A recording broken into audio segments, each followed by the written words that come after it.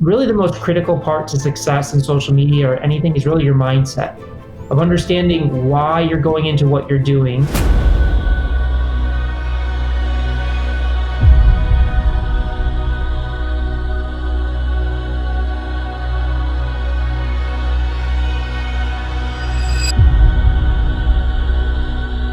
Welcome, friends, to a podcast with interesting people. I'm Adrian Sinclair, and today I am very thrilled to have Brendan Kane, book author of 1 Million Followers, How to Build a Massive Following in 30 Days. And we're going to be talking about how to do just that. His book is really awesome. It's straight to the point. It's unbelievable. I'm going through it right now, and it's just covering how-tos, very specific stuff, none of the fluff. And so I'm super thrilled that he joined us over here on the podcast. Thank you for being on the show. I really appreciate you doing this. I'm excited for you to be over here, and I know you're super busy promoting your book and basically just going around and promoting it and sharing the good stuff that you wrote in the book. Well, thanks for having me. I really appreciate it. I'm just going to jump right into it. We have very limited time, so I just want to get right at it. When you started this project, when you started writing this book and you did a bunch of interviews, how did you think this would turn out before you started writing the book, and how did it actually turn out? I mean, it's a great question. I tend to jump into things not really kind of having an idea of what it is, but the beauty and the curse of being an entrepreneur is that if you really knew how much hard work goes into what you're about to do, you would probably never do it. So, me creating a book, the publishers, they don't really do anything for you unless they cut you like a 7-figure advance. And as a first-time author, they're not going to do that. They really don't do anything. So for me, I had to basically learn book marketing from scratch. So I had a vision of what the power of a book could be. Looking at what like a Tim Ferriss has done with his career and how he built, a huge audience off the first 4-hour work week, I had a sense that the 1 Million Followers in 30 Days was a good hook to bring people into a larger conversation. I don't think I had really any idea of what it would take to market a book or what the strategies were, and I had to basically learn that from scratch, and I'm still in the midst of it now. So I think that it's definitely, I think we've surpassed expectations of what we have done with the book, especially talking to my literary agent with the number of copies we've sold. I mean, we outsell a lot of, major published books, and we're still pushing it every day. And I'm applying all the tactics and everything I learned for this book into the second book that's about to launch as well. What is your favorite tactic right now to do? Like I see what you're doing, taking a page from your own book, which is building those personal relationships with those who will basically create content and then share it with others. Which one of the techniques from your book are you applying the most right now? Well, I think that's definitely one tactic that works well. I think that we also is just the testing is the biggest thing. Is we're constantly testing different messages, different marketing tactics to sell the book at scale. So the testing methodologies I break into the book is, yes, it can be applied to follower growth, but we're directly applying it right now to direct response advertising and how we actually get people to perform the specific action that we're looking for, which is purchasing the book. So by far, the best practice and the most successful practice is, the hypothesis, test, and pivot, which I break down into the book, of constantly iterating at scale and understanding what content themes, formats, stories, structures will get people interested in the book and ultimately transact and buy it. Right. The connection through the building that emotional connection, which then prompts people to share the post on the internet and kind of go viral without actually spending too much money on advertising. I mean, that was one of the key takeaways that when I was reading the book. It's just like it's so critical to focus on that. You published the book last year, right? I published it I believe at the end of 2018, and we published an updated version, and then there's a second edition that's launching in a few weeks. Okay. Between because things are changing so fast, right? Between when you published the book originally, or even the updated version last year, and what's happening right now, what were some of the biggest changes that you've seen in this very dynamic environment? Well, it's interesting. I don't think any of the core principles that we talk about in the book changed. What I have just realized, and I realize this through the keynote speaking I do, and just getting feedback from people, that really the most critical part to success in social media or anything is really your mindset of understanding why you're going into what you're doing. Because this, the process that we have and the process I use to generate 1 million followers and the process I break down in the book is simple, but it's not necessarily easy. It takes work, it takes determination. And I've just seen both ends of the spectrums of people reading the book. There's some people that have driven massive success using it, and other people that have failed miserably. And the through line between the two is whether you have the proper mindset or not. And it's the same thing that applies to me, is there is not a week that doesn't pass by where I think about giving up or quitting. And having that fundamental mindset as the base level of why I'm actually doing what I'm doing fuels me to keep pushing through those obstacles and challenges. And again, this doesn't just apply to social media, it applies to any aspect of business or being successful in life. And that's where really the changes that I've made in the book is setting a clear guidepost of how to approach it from a mindset perspective before we get into the tactical sides of how to actually grow and maximize the potential of social and digital platforms.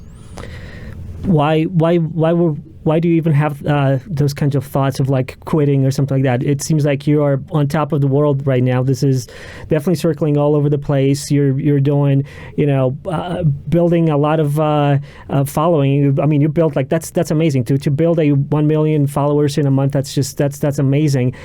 So it seems like you're on top of the world. Why would you think that, have any doubts or be in those places of like, maybe I should quit or something like that?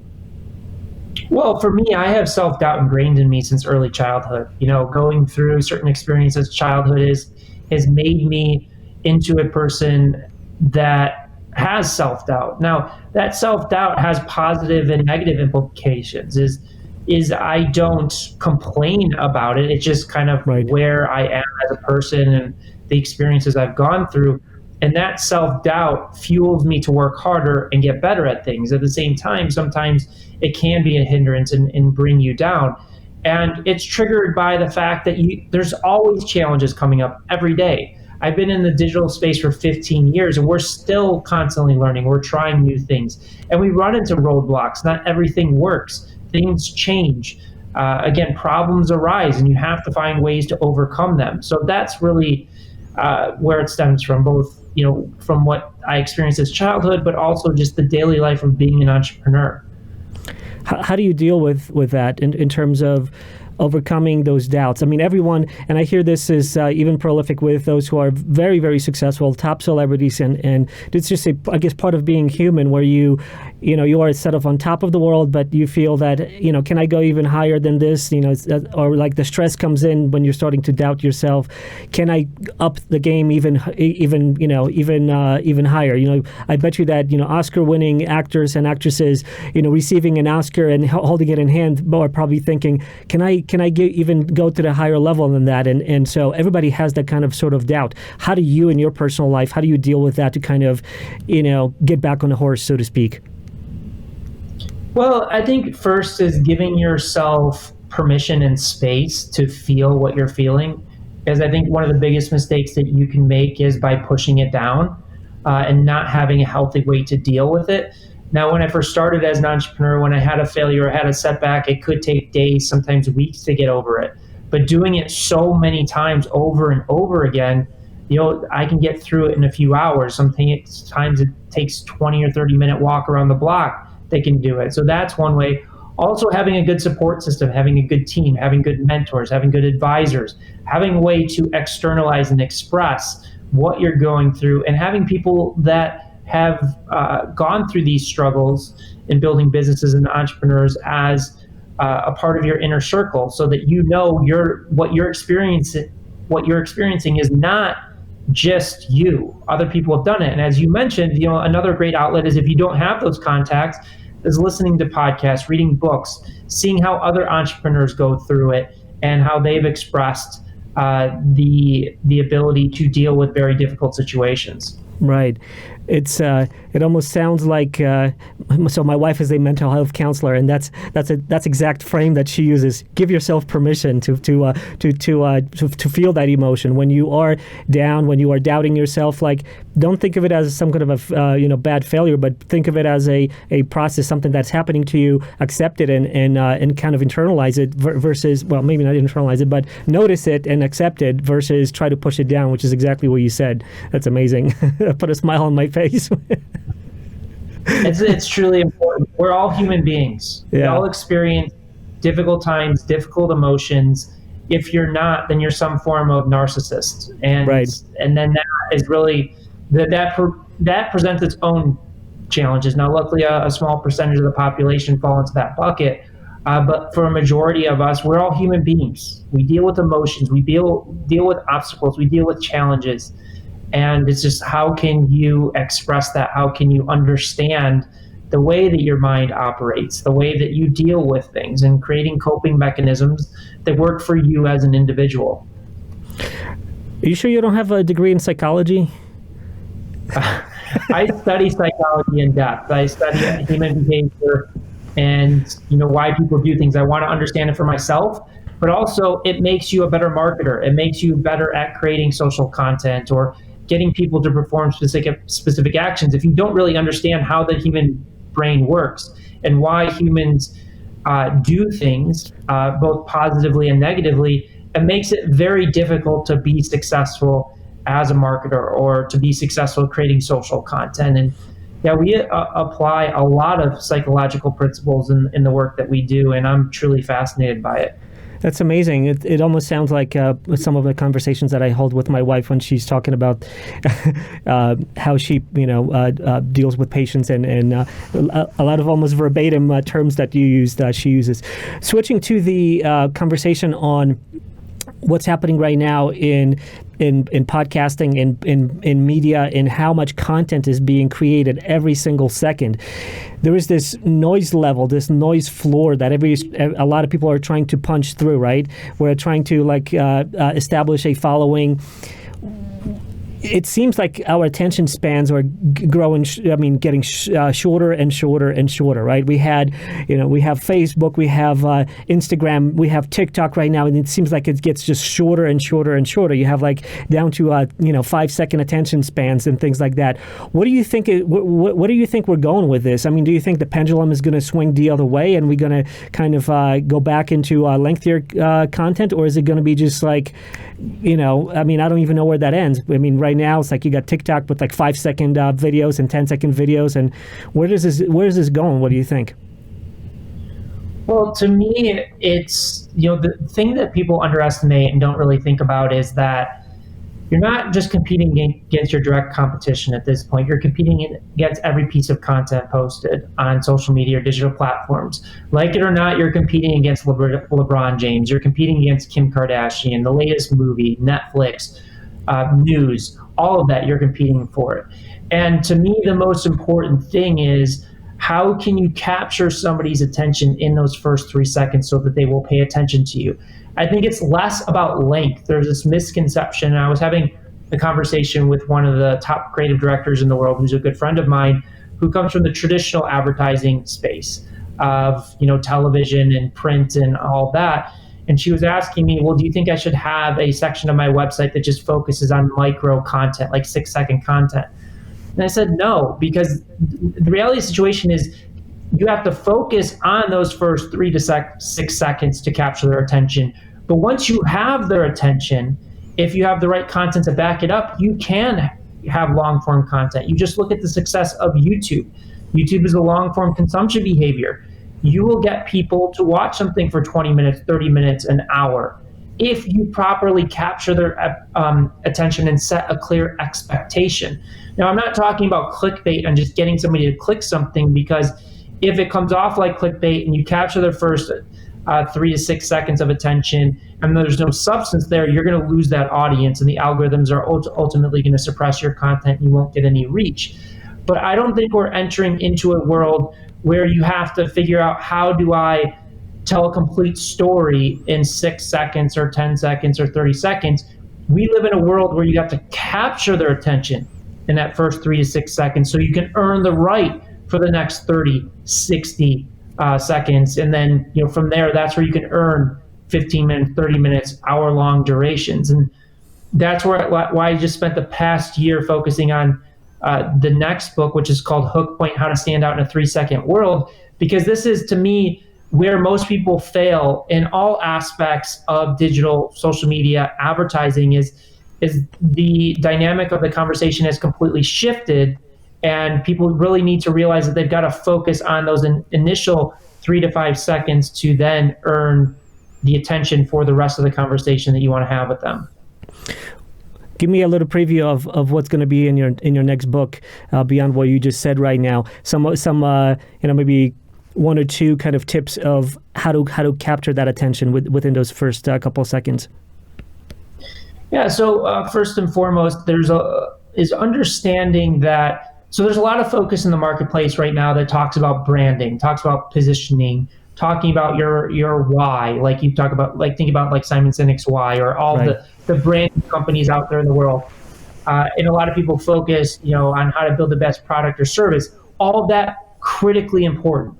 But what I will say is, if you cannot capture their attention in the first 3 seconds, the rest of that doesn't matter, because you can't have that conversation. And the mistake that people make is they will try and overwhelm people in those first 3 to 5 seconds, or they won't really understand that they have to capitalize off that first 3 to 5 seconds to win the attention.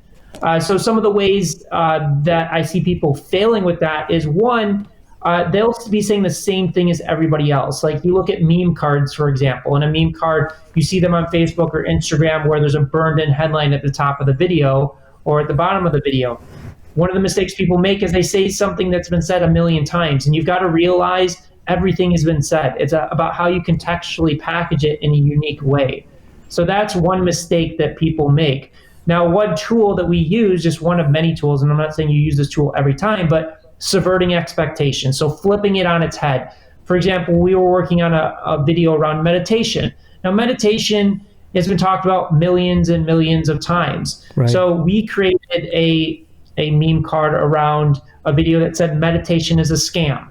Now, I don't believe meditation is a scam. I've been meditating for 10 years, but we bring people into the conversation by subverting that expectation, and we go into the video. It's not used as clickbait. We go into the video saying, listen, most people in the marketplace think meditation is a scam, and here's why.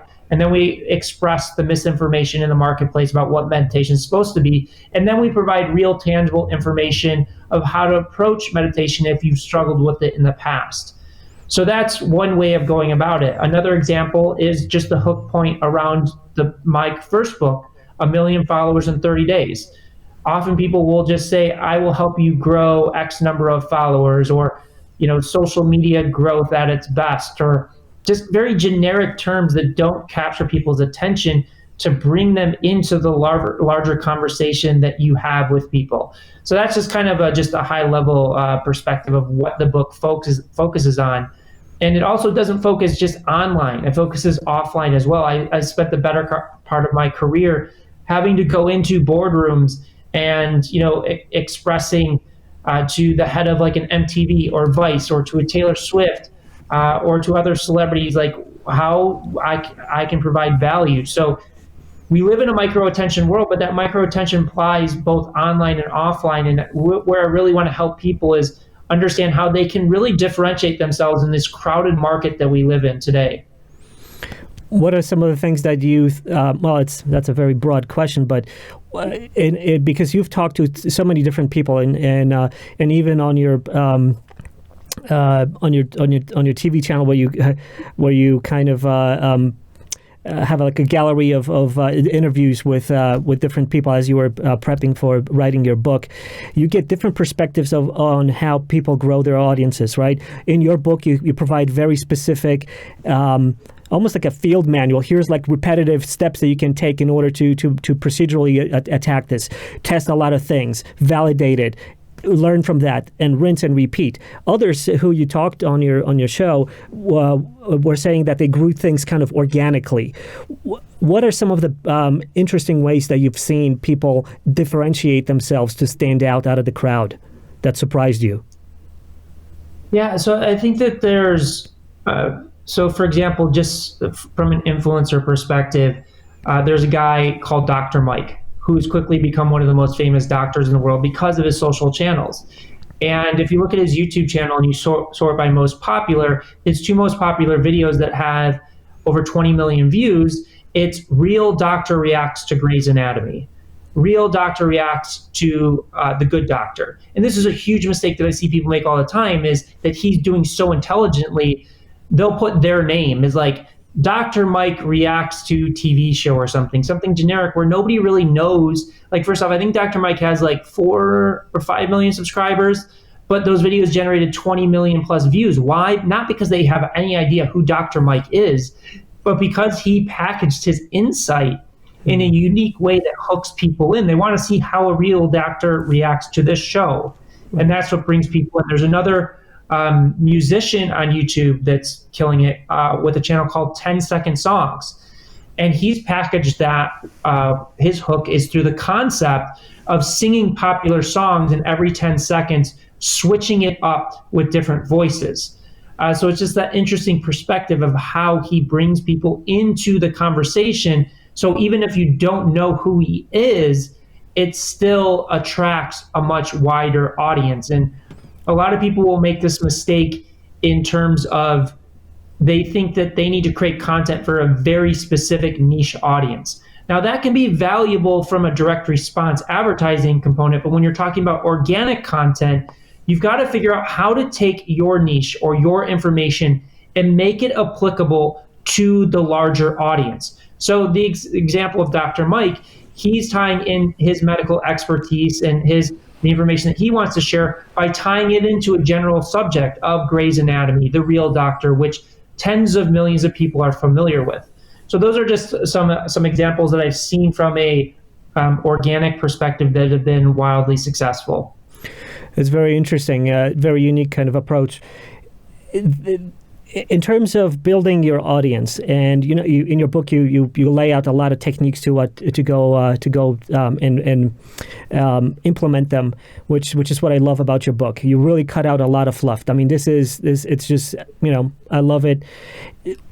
There is a catch-22, though, for those who don't have any followers and want to build up followers. And one of the ways of building up more followers is having a celebrity, an influencer on your show. And you're kind of stuck in this catch-22 where you don't have enough of followers to have that social proof to reach out to some of those celebrities and then get them interested to be on your show or on your podcast.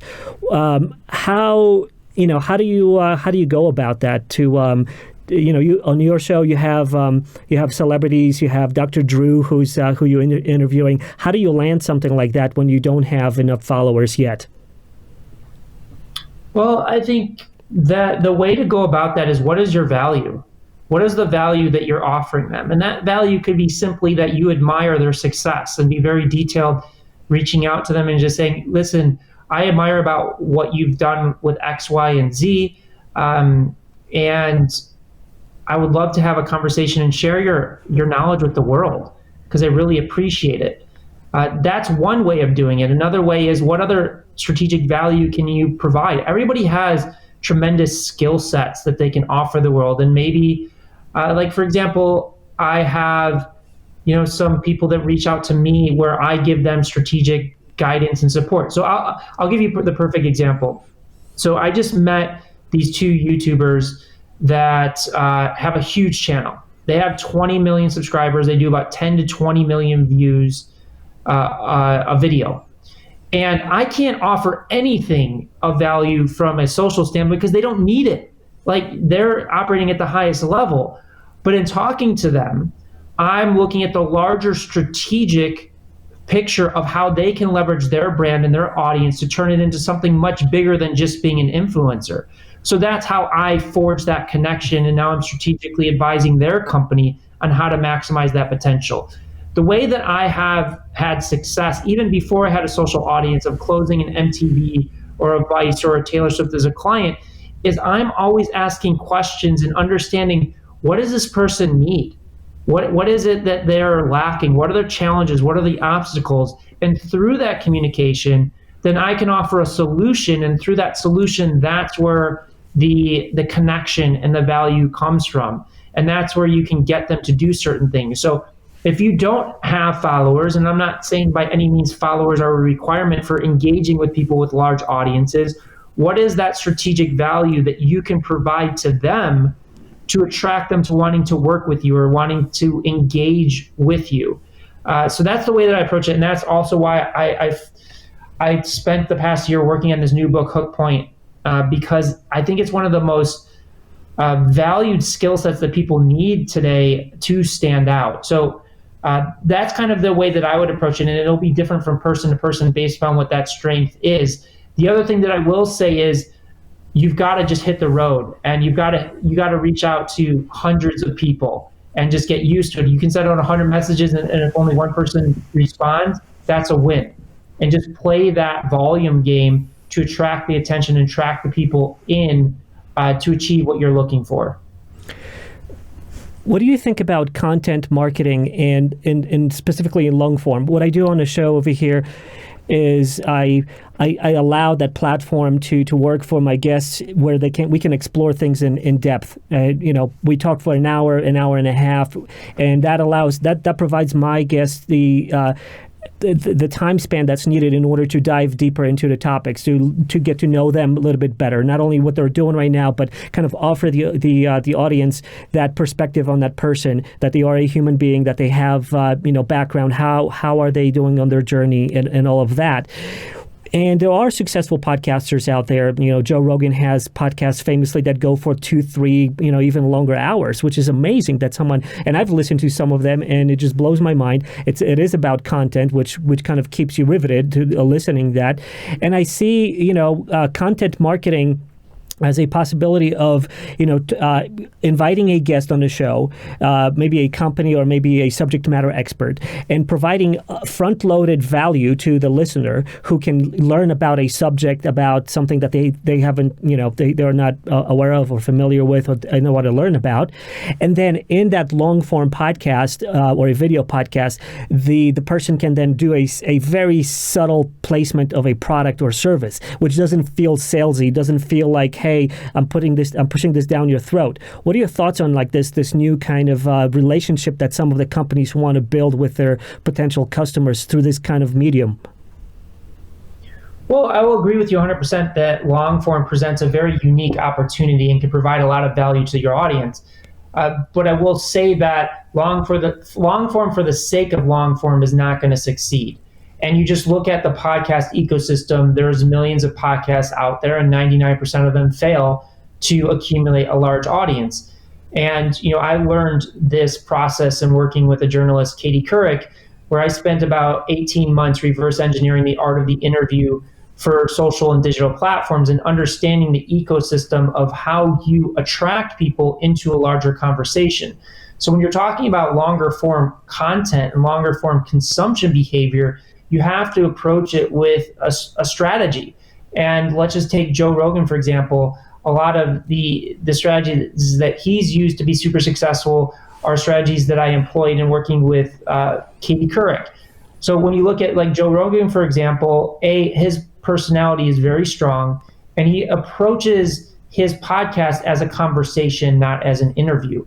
Right. And that to the second part of it, that again, I saw tremendous success in employing the strategy with Katie Couric, and Joe Rogan does the same thing, is I look at the output of what is the end goal that I'm looking for with this interview. So what I do is I develop hook points around the person I'm going to interview. So for example, with Katie Couric, the first interview I ever did with her was with the actress Elizabeth Banks. So what we did is we broke it down in audience segments. So we saw that Elizabeth Banks is in the movie franchise Hunger Games. She was in the Pitch Perfect movie franchise, and she was a feminist advocate. So now with those 3 audiences, I'm going to create hook points that are going to attract and bring that audience into the larger conversation. So I created hook points with Katie for Hunger Games fans, for Pitch Perfect fans, for feminist advocates, with a very clear strategy of what are we trying to get out of this interview? What do we think is going to make a fan of, or these audience segments stop in their feed, want to consume this clip, and then go watch the rest of the content?